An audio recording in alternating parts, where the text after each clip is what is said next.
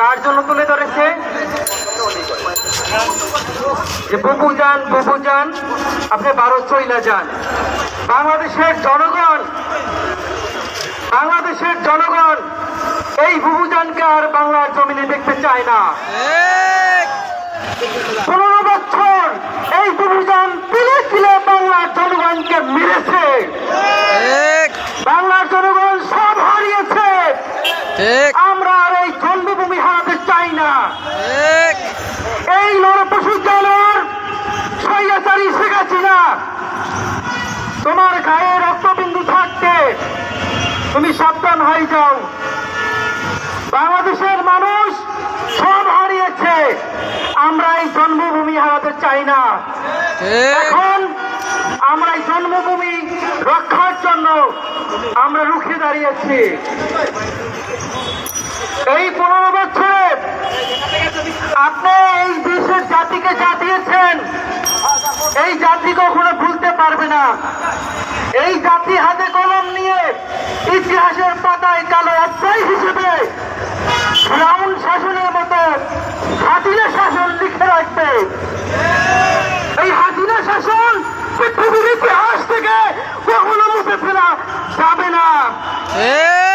হাসিনা একটা স্বৈরাচারী শাসন, এই স্বৈরাচারী শাসন একটা ইতিহাস হয়ে থাকবে।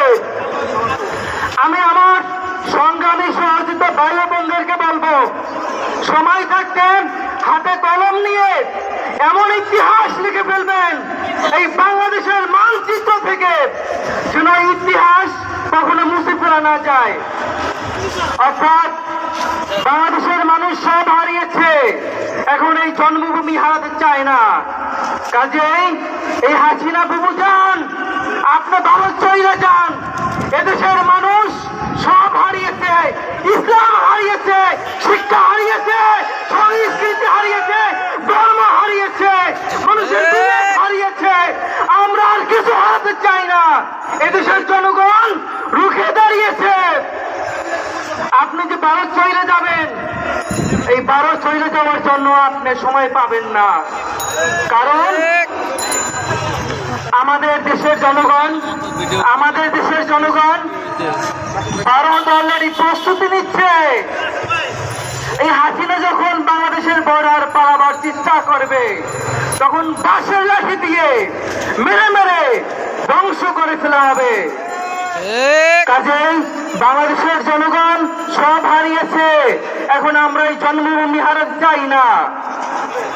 কাজেই বিশ্ব মানবতা, আজকে দেখো আমরা শিকলবন্দি হয়ে বাংলাদেশ আটকা পড়েছি। বিশ্ব মানবতা, আজকে যদি আমাদেরকে রক্ষা না করো, আমরা এই শিকলবন্দি বাংলাদেশ কোথায় গিয়ে দাঁড়াবো? ধন্যবাদ।